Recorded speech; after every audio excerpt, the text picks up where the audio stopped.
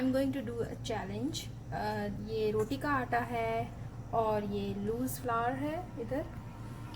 अब चैलेंज ये है कि मैं एक रोटी कितने सेकंड्स में बना सकती हूँ। तो ये स्टॉप वॉच भी रखा है, तो हम स्टार्ट कर लेते हैं। पहले मैं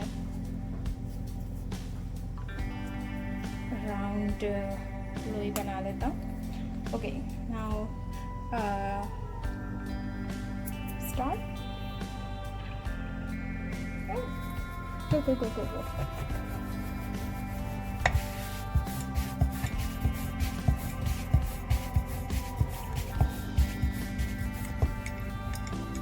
Good.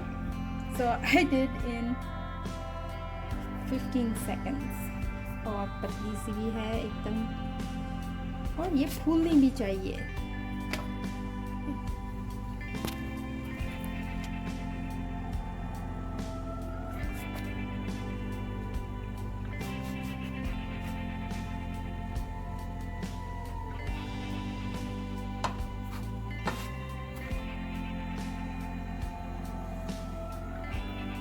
ओके, तो ये फूल भी गई है। वेरी गुड, चांद जैसी रोटी है, बिल्कुल भी दाग नहीं है इसमें।